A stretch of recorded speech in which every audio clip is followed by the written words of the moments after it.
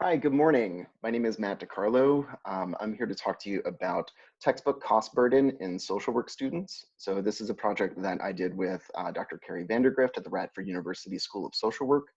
Our presentation was accepted to BPD 2020 in Birmingham, but that conference has been canceled due to COVID-19. So I'm hoping to share it with you guys here via video. So I wanted to start off by just talking about the economic situation that most of our social work students are in. They are in a very precarious economic position where they can make things work, but it is a very big challenge. It is a very big challenge to fit in a full or part-time field placement that is unpaid on top of what is often part-time or full-time work. And we have a lot of students who, as a result of that, experience things like food insecurity, may not necessarily know where their next meal is going to come from, may have difficulty with transportation. And all of those issues are concentrated in historically underserved groups in higher education. So non-white students, also female students and first-gen students. The other thing is that we also have students who are engaging in higher risk economic behaviors. So things like financing education with credit cards rather than with student loans. And so this is where textbooks kind of fit. They are not the biggest contributors to student debt in the long term, but they are part of this calculus of how do I make things work from semester to semester? How does my budget sort of balance out?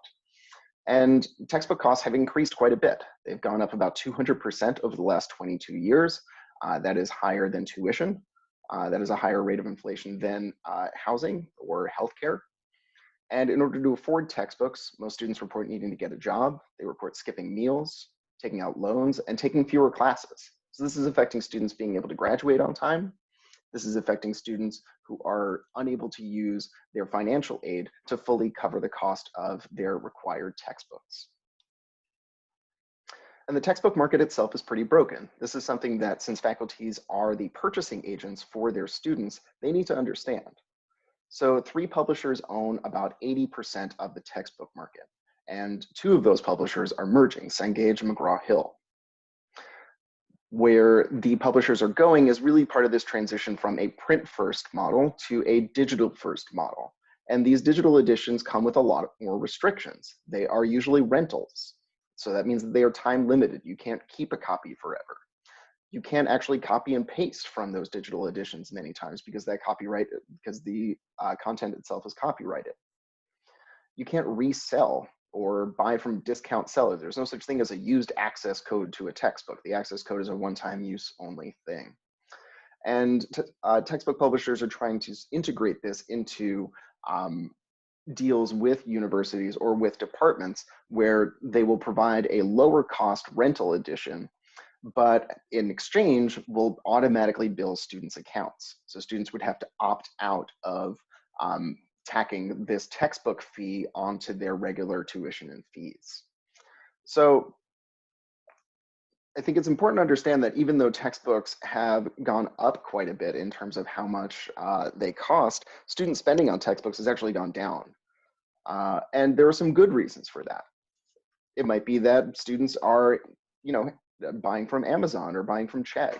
They might be engaging in some used textbook buying or buying previous editions or sharing textbooks. There are some good cost-cutting strategies out there. But there are also some bad ones. And one of the worst ones is just flat out not buying a book. And it's not necessarily that students don't want to do well in the class, but it's part of how they have to adapt to financial precarity. So how do students cope with high textbook costs? They cope by not buying books. They will take fewer classes. They will not register for a specific class, or they'll drop a course. So we have students who are in classes who may not necessarily complete their degrees on time, will register for classes that they're not interested in simply because they're cheaper to take. And we have students, at least a third of students, who say that they earn a poorer grade because they couldn't afford the textbook, and about 20% of students who say they failed a class because they couldn't afford the required book. And overall, throughout the years, students say that about 3.6, between 3 and 4 required textbooks were never used in the class. And I think this is one of the things that really colors student purchasing patterns. So because students had been burned by professors who say they required a book and they bought a $100, $200 textbook, which is not uncommon at all inside of the social work discipline, that was never used, they're going to be more cautious moving forward as to, do I really need this book? And so oftentimes you'll see students who will try and feel out faculty members. Are you somebody who actually uses the required textbook in your class, or is it just an artifact of what your department requires? So our research questions for this project were sort of driven by the idea that we knew what was going on in the higher education in general and inside of other disciplines, but we didn't know a lot about graduate students and about social work students in particular. We had reason to believe that because student spending on textbooks declines over time, maybe that social work students versus lower level undergraduate students may have lower spending. So that sort of informed our first research question about how much do they spend. We also wanted to understand what the dynamics of textbook cost burden are in social work and how they relate to student debt. Social work is kind of unique. We draw a lot from the historically underserved groups in higher education. So we are more likely to draw in non-white students, part-time students, students who are Pell eligible. So a lot of these also inspired our fifth research question, which is on some of the social equity impacts. So because our discipline, the students who enter our discipline are a little bit more diverse, how does it impact, how does textbook cost burden impact those students? The other things that we wanted to know were how do students try and minimize textbook cost burden, and what are the impacts of this burden on students' education, stress, and just their student life in general. So we surveyed students in Virginia schools of social work. So this was BSW and MSW students only. We did get 13 pre-BSW students, so we excluded those from analysis because it wasn't really representative of that population. It should be noted that this is an availability sample. Half of the sample was from our university, Radford. So, this should be the results from this study should be contextualized as a pilot study, that this is not something that may be generalizable to the overall population of social work students. We included 6 schools, agreed to send out our survey. Basically, we made contact with the BSW and MSW coordinator, and they sent it out on our behalf. We had a large research university, a couple of BSW only schools, and HBCU. So we had a good smattering of different kinds of schools and different kinds of programs from which students responded to the survey. And it was an anonymous Qualtrics survey, and it was forwarded by school administrators about 2 weeks apart. So there was our initial announcement and then a reminder 2 weeks later. So for our first question, how much do social work students actually spend? So these figures are not particularly high.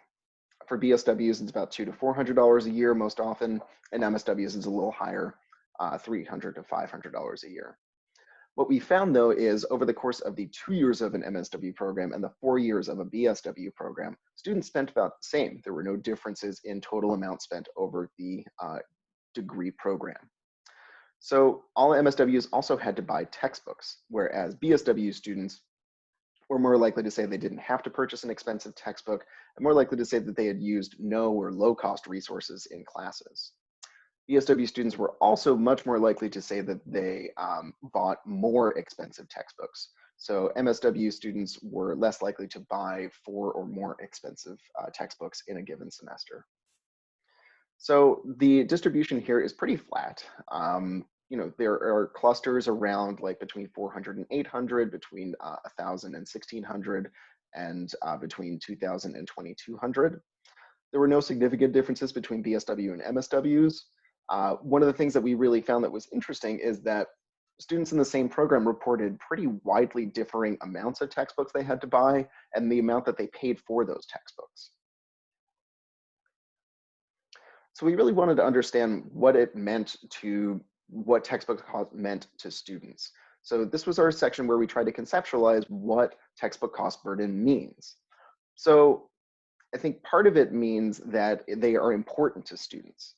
And it was kind of interesting for us to sort of think about like, okay, they're important to students, but students also said that they didn't really impact debt that much. It had some impact, but it wasn't very significant to them. But it was the second highest source of stress for nearly half of the sample.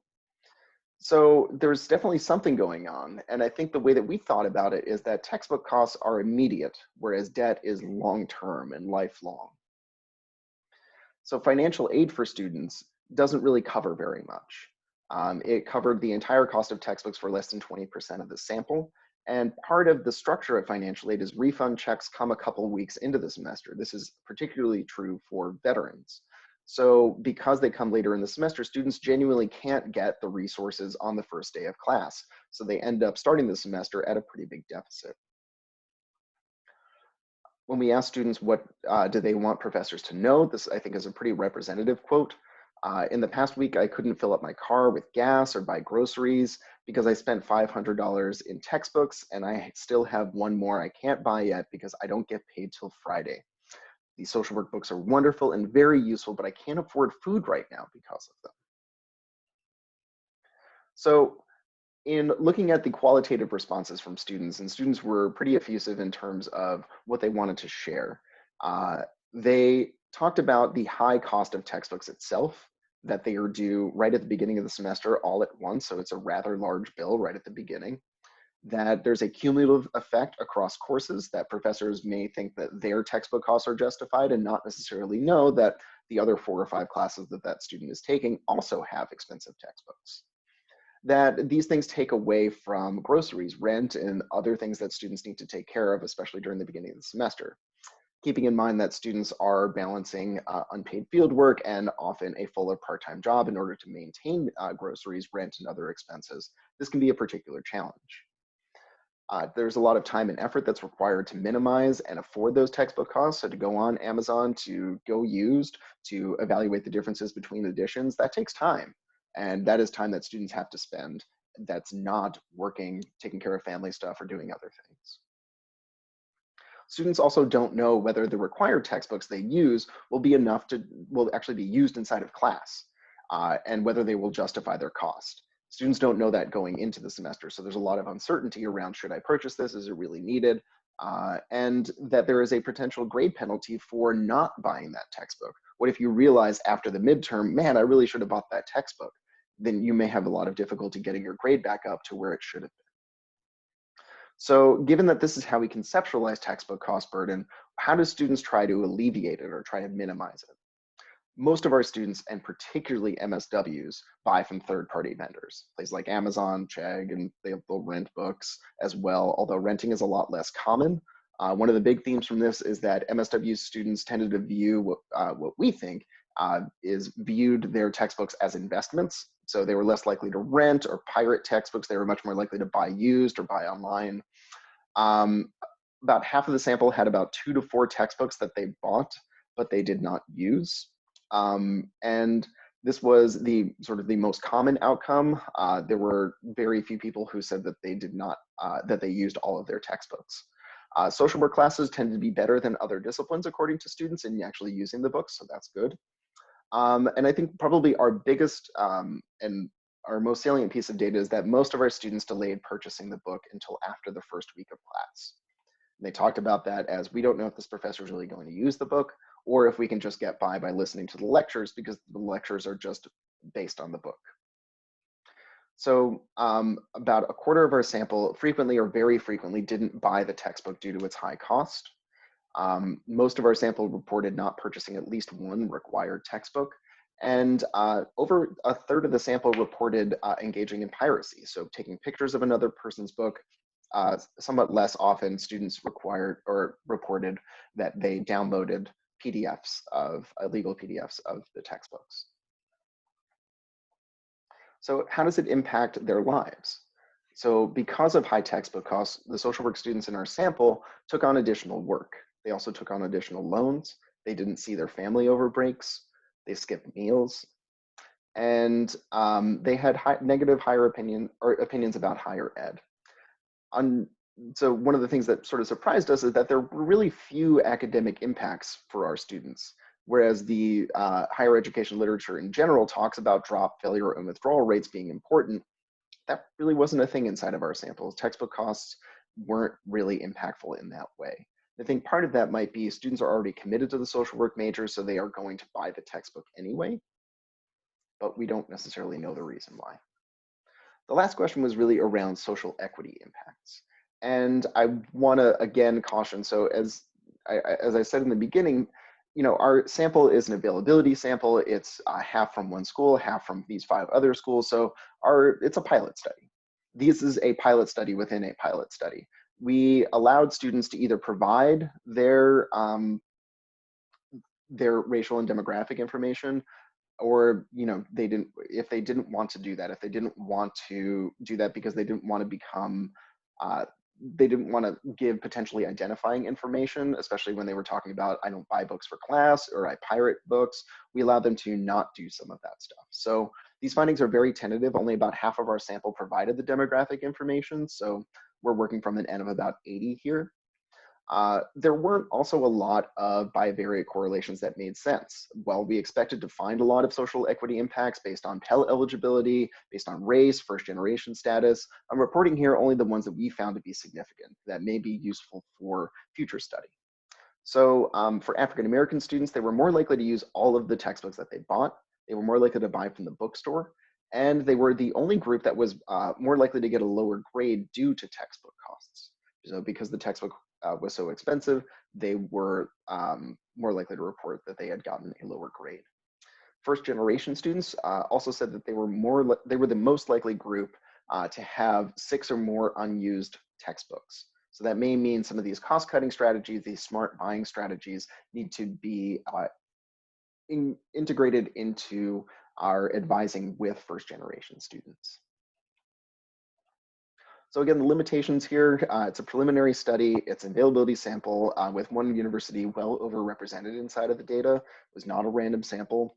One of the benefits from our study was that the anonymity was preserved for students. So if you are the only Black male at a small BSW only school, you were not required to divulge any demographic or identifying information as part of that. But our representativeness because of that is uncertain. We can't really test ours versus the overall population of Virginia social work students or the population of social work students in the United States. Also, we're relying on self-report and also on retrospective data collection. So one of the limitations there is that if I'm asking you in April or March, when we sent this out, what you spent in August or September of last year at the beginning at the beginning of the fall semester on your textbooks, you may be more likely to be biased in that response. Since you think textbook costs are higher, you may estimate them to be higher. So rather than recording what was your actual, look at your bank statement, how much did you spend?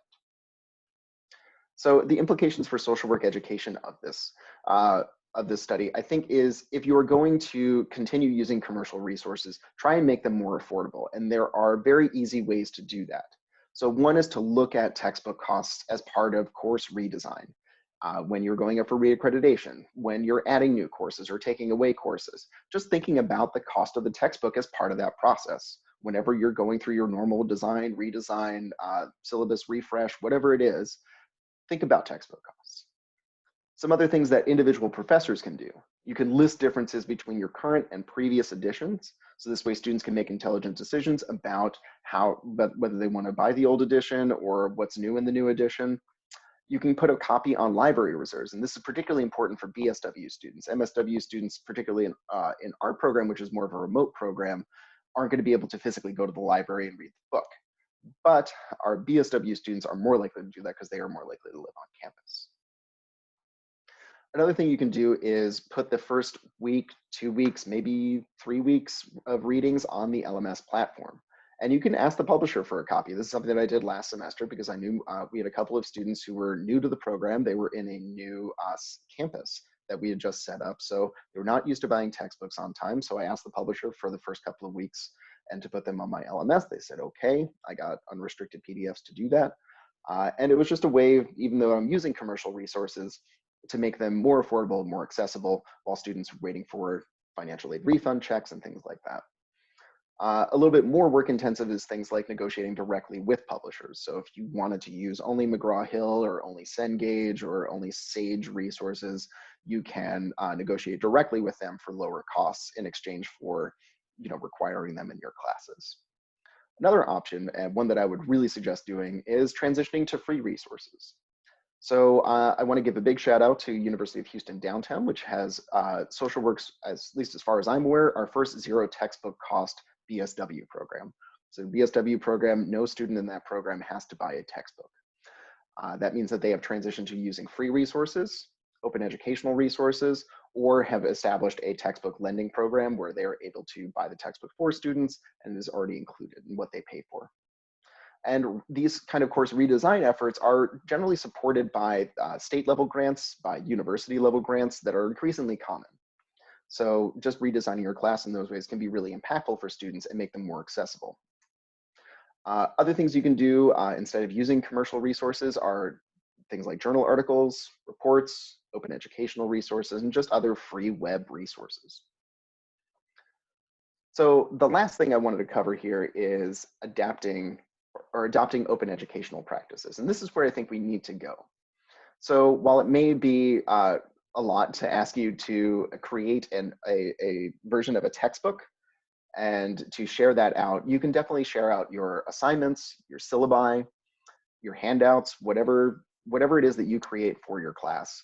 Share that, post it in a public forum, and attach an open license. What an open license, like a Creative Commons license or a traditional knowledge license, allows people to do is, one, make sure that they can access that material for free, that they can keep a copy, they can mix it together, they can reuse it for different purposes, they can mix it together with other resources and redistribute it as they see fit. We have a lot of really good pathways for resource sharing in this discipline. I'm really sad that BPD was canceled because it is one of the best. We have a fantastic listserv that is a very community-based way of sharing resources and giving each other the benefit of each other's knowledge. We also have conference presentations and just the informal sharing that happens between colleagues. What open educational practices allow us to do is to scale up that existing resource sharing. So by providing that open license, you can redistribute, you can reuse and revise and make stuff your own. And that is where I hope that we get to. Because what commercial resources are trying to ration something based on scarcity. But knowledge is not scarce. Educational resources are not scarce. We just don't have the practices and the norms that reward sharing those things with each other. So for references and a complete analysis, you can download our preprint, which is available on Social Archive right here. You can also contact us at mdcarlo1@radford.edu and also opensocialwork.org, which is my website with Kimberly Pendell. Thank you very much.